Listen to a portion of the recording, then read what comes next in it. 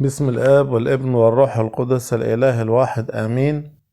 من قناتنا سيرة قديسين وشهداء وآباء، نقدم لكم اليوم بمناسبة عيد رئيس الملائكة الجليل ميخائيل اليوم 12 هطور أعجوبة من عجائب الملاك مع القديس دورسيوس وسوبستا زوجته.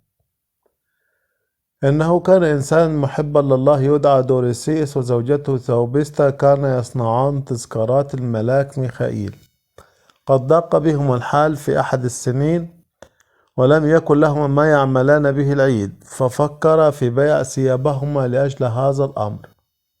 فظهر الملاك ميخائيل لدوريسيوس في زي رئيس كبير، وأمره أن يمضي إلى صاحب أغنام ويأخذ منه خروفا ب3 دينار، وإلى صياد ليأخذ منه سمكة ب3 دينار، وألا يفتح بطن السمكة حتى يحضر هو إليه، وأن يذهب إلى تاجر ويأخذ منه قمحا يكفي للعيد. ففعل الرجل كما أمره الملاك، وعمل العيد كعادته، ودعا الناس فأكلوا وشربوا كالعادة. وبعد إتمام العيد انصرف الحاضرون، فحضر الملاك ميخائيل إلى منزل دوريسيس بالهيئة التي رأى بها أولا، فأمره أن يفتح بطن السمكة، فوجد فيها 300 دينار و3 قطع ذهبية. قال له: ادفع من هذا المال ثمن الخروف والسمكة والقمح، والباقي لكما وأولادكما، لأن الرب قد ذكر لكما صدقاتكما التي تعملانها، فعوضكما عنها في هذه الدنيا بهذا المال،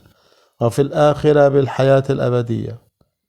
وفيما هما مندهشان لهذا الكلام، قال لهما: أنا هو ميخائيل رئيس الملائكة، أنا الذي خلصتكما من جميع شدائدكما، أنا الذي قدمت عطاياكما وصدقاتكما قدام الله، وسوف لا تحتاجون شيئا من خيرات هذا العالم.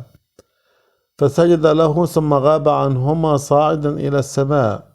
شفاعة رئيس الملائكة الجليل ميخائيل فلتكن معنا جميعا، ولربنا المجد الدائم إلى الأبد.